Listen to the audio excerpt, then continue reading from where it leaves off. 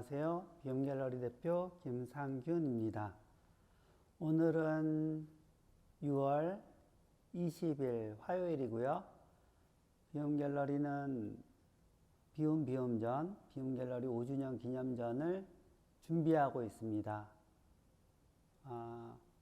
오늘 조금 있으면 10시부터 전시를 설치를 할 것이고요. 오후에는 전시가 원활히 진행될 수 있도록 하겠습니다. 이미 작품 반입을 해주신 작가님도 있지만은, 오늘 아침 10시부터 반입과 설치를 진행하도록 일정을 잡아서 잠시 후부터 진행을 할 예정이고요. 그리고 보통 제가 12시 전후로 방송을 시작하는데 오늘은 10시부터 설치 들어가면은 또 방송 타임을 놓칠 것 같아서 오늘 일찍 나온 김에 시간이 되기 전에 다른 작가님들 오기 전에 시작을 해봅니다. 지금 비움비움전은 20명의 작가님들이 전시를 하고요. 작가 선정은 가장 최근에 아트페어도 같이 나가고 개인전도 하고 했던 작가님들 위주로 먼저 전시 의뢰를 드리고 그 중에서 가능한 작가님들 선정해서 했습니다. 지금 페어가 계속 열리고 있기 때문에 이번 주에도 페어가 있고 대구 아트페어가 있죠. 다음 주에도 페어가 있고 계속 페어가 있습니다. 페어에 대해서는 제가 작년 3월에 서울 호텔 아트 페어를 처음 참여를 했었고요. 그때 좀 괜찮아서 내가 잘하는가 보다 했는데 그때는 시장 분위기가 좋아서 잘 됐던 것이고, 그 이후로는 좀 많이 계속 침체가 되면서 좀 당황스럽고 이게 원래 이런 게 아니구나 하고 실감하고 있습니다. 8월에 있는 뱅크 아트페어에서는 뭐 시장 분위기가 그렇다 하더라도 나름대로 최선을 다할 것이고요. 나름대로 뭐 사람들의 주목을 끌 수 있는 기획이나 이벤트나 뭐 여러 가지로 생각을 하고 있는데요. 물론 라이브 방송도 수시로 하면서 진행을 할 예정입니다. 12명의 작가님들과 함께 하고 있고요. 지금 보니까 작년 3월에 처음 페어 나갔을 때 그때 11명의 작가님으로 시작을 했고, 그 이후로는 계속 12명 작가님으로 진행을 하고 있는 것 같아요.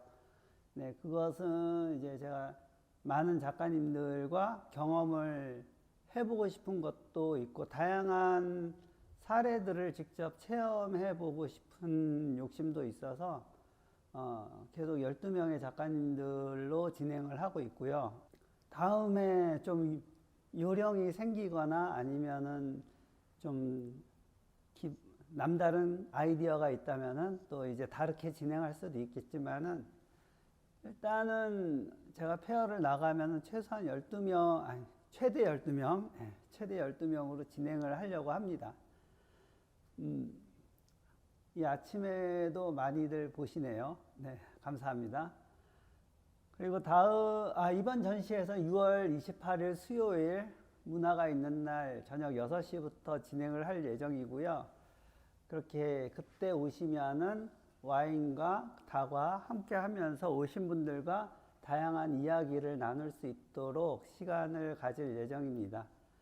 무슨 행사를 프로그램이 있느냐고 여쭤보시는 분도 있는데, 기본적으로는 프로그램을 운영하지는 않고요. 그때그때 봐서 작가님들이 작가대화를 진행할 수 있는 상황이 되면 작가대화 진행하고, 또 뭐 기획 경매를 할 수 있는 상황이 되면 경매도 하고, 또 추첨 이벤트를 할 수 있는 기회가 되면 추첨 이벤트도 하고, 그때그때 상황에 맞춰서 진행하려고 하니까요. 뭐 많이 오시면은 기대한 만큼 뭐가 있을 것 같기도 하고 아무튼 뭐 관심 가지고 봐주시고요. 뭐 너무 많이 와서 들어올 수 없으면 어떡하냐라고 하는 그런 고민은 안 하셔도 될 것 같고요. 예, 밖에 예, 주차장도 있고 예, 앞에 공간이 넓기 때문에 밖에서 차를 마시면서 얘기할 수 있는 그런 공간도 있으니까요. 굳이 뭐 공간이 협소할 것 같아서 고민할 것은 아니지만은 예전에 비움 갤러리 개관전 할 때는 그때는 한 4, 50명이 이 안에서 다 했습니다. 네. 그때는 진짜 많으신 분들이 오셔서 축하해 주셔서 그렇게 진행을 한 적이 있었는데, 물론 코로나 전이었기도 했고, 또 제 주변에 갤러리 하는 사람이 없으니까 갤러리가 어떤가 궁금해서 오신 분도 많을 테고, 예, 그랬습니다. 그리고 저도 하면서 갤러리가 어떤 곳인지 궁금해가지고 여기저기 많이 다니면서 배우기도 했고요. 네. 그리고 지금도 갤러리를 어떻게 해야 되는가, 어떤 방향으로 가져가야 되는가, 그런 고민은 계속 하고 있습니다. 그런 것은 이제 제가 기본적으로 가지고 있는 개념이, 갤러리를 어떻게 남다르게, 그러니까, 누가 갤러리라고 하면 이런 거 아니냐라고 하는 그런 고정관념에 있는 것보다도 고정관념 이외의 영역으로 좀 확장하고 싶은 욕심이 많기 때문에 지금도 갤러리는 어떻게 해야 될 것인가, 어떤 것을 할 수 있을까라고 하는 고민을 합니다. 네.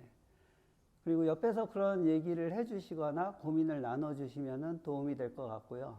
최근에 하고 있는 NFT 같은 경우에는 NFT 아트 제작과 판매하기 수업 같은 경우에는 또 하나의 기회가 되지 않나 싶습니다. 그것으로 또 8월 이후에 진행되는 전시나 아트페어에서도 NFT를 적용하는 그런 요소들을 많이 집어넣으려고 생각하고 있습니다. 그게 어떻게 적용될지는 실질적으로 경험을 가지고 있는 강사님이나 주변 작가님들의 경험을 들어서 그걸 응용해서 계속 진행할 예정이고요.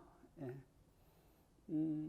일단 할 수 있는 거는 뭐 해보는 게 좋지 않을까, 그렇게 생각해 봅니다. 그리고 그 다음에 준비된 전시는 이제 2023년 하반기 신진작가 공모전 당선작가전 20명의 작가님들이 전시할 예정이고요. 이 전시를 하는 중에 이제 내년도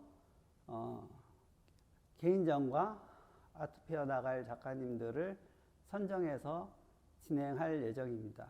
그리고 올해 하반기 일정이 아직 여유가 있으니까 이 중에서 개인전을 하실 수 있는 분은 이제 하반기에 바로 진행할 수도 있고요. 네. 그런 부분에 있어서는 같이 공유하면서 서로 공유하면서 도움을 주고받으면서 진행할 수 있는 하나의 모임의 성격, 커뮤니티의 성격으로 진행할 수 있지 않을까 그렇게 생각해 봅니다. 그 다음으로는 28전 여름 선물 28전 있고요. 네. 왜 28만 원 전이냐고 하시면은 예전에 처음 시작할 때 18전으로 시작했었거든요. 네. 18전으로 시작했었고 18전 때도 반응이 좋았고 28전 때도 그렇게 반응이 나쁘진 않아서 28전을 한 번 더 진행하고 있고요.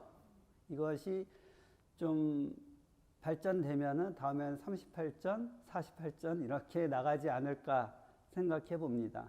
예. 물가도 뛰고 있는데 작품도 같이 띄워줘야 되지 않을까 생각도 해보고요. 네.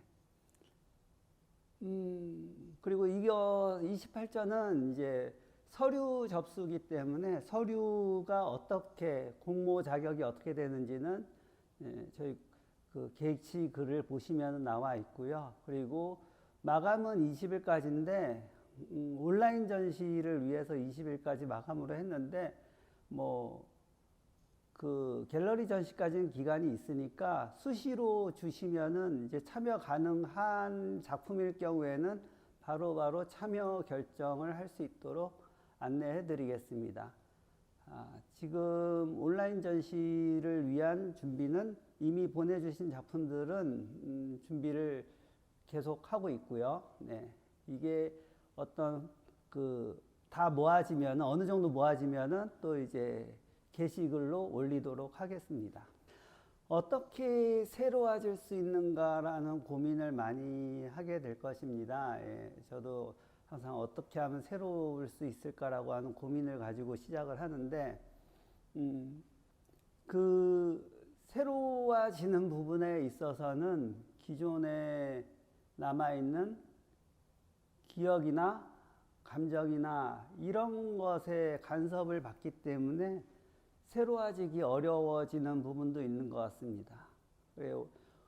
그런 기억이나 감정이 모두 지워진 상태에서 원래의 상태에서 시작을 하면은 새로워질 수 있는 기회가 더 많아지지 않을까 그렇게 생각해 보고요. 그리고 새롭다는 것을 전혀 없던 것을 찾아서 꺼내 보이겠다라고 하면은 그 전혀 없던 것이 어디에 있는지도 모르고 무엇인지도 모르면서 여기저기 방황하다가 그러다가 이제 찾지도 못하고 끝나는 경우도 있을 것 같고요. 새롭다는 것은 전혀 없던 것에서 생겨나는 것이 아니라 있던 거에서 새로운 있던 거에서 기존에 가지고 있는 고정관념이나 경험이나 개인적인 감정이나 이런 것을 지우고 그 원래의 모습으로 시작하는 것이 새롭게 시작할 수 있는 것이 아닌가 그렇게 생각해 봅니다. 어떤 최관진 선생님 비유는 이런 비유를 하는데 원래의 것이 밀가루라고 하면은 밀가루로 반죽해서 스파게티를 만들었으면은 스파게티로 다시 짜장면을 못 만들고 다시 원래의 밀가루로 가서 밀가루를 다시 반죽해야지 또 짜장면이 만들어지고 그런 것이 아니냐 해서 원래의 밀가루를 찾아서 밀가루를 반죽을 해서 새로 만드는 것이 맞다라고 그렇게 얘기를 하시는데 이게 맞는 비유인지는 잘 모르겠지만은 갑자기 떠오른 생각이 그게 떠올라서 얘기합니다. 그 원래의 것을 찾아서 잘 반죽을 해서 만드는 것이 맞으니까, 그러니까 이 스파게티를 만들었는데 그것이 짜장면이 생각나서 스파게티를 어떻게 짜장면으로 만들까라고 생각을 한다고 하면은 될 수가 없다라는 그런 뜻으로 아시면 될 것 같습니다. 제가 이해하기에는. 그리고 그런 부분에 있어서는 예로 들 수 있는 게 또 그 소변기가 미술관으로 오면서 일상용품이 이제 예술품이 된 경우 또는 브릴로 박스가 갤러리에 전시하면서 상품이 작품이 되는 경우 이런 것도 하나의 뭐 사례라고 할 수도 있을 것 같고요. 그러니까 뭐 어떤 그 소재나 대상이나 이런 거의 문제가 아니라 그것을 어떻게 꺼내 보이느냐의 문제가 될 수도 있는 것 같습니다.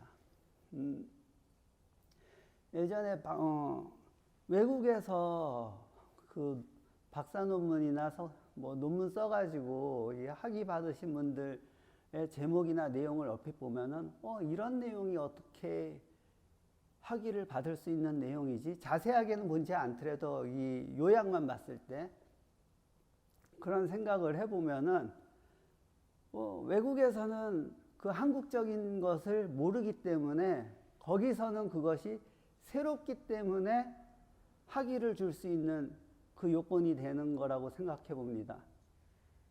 그리고 만약에 우리나라에서 이제 외국에서 공부해갖고 와갖고 그 내용을 발표했을 때 학위를 받을 수 있는 거는 우리나라에 없는 내용이고 우리나라에서 그것을 먼저 발표한 사람이 없기 때문에 그것이 학위를 받을 수 있는 요건이 된다고 볼 수도 있겠죠.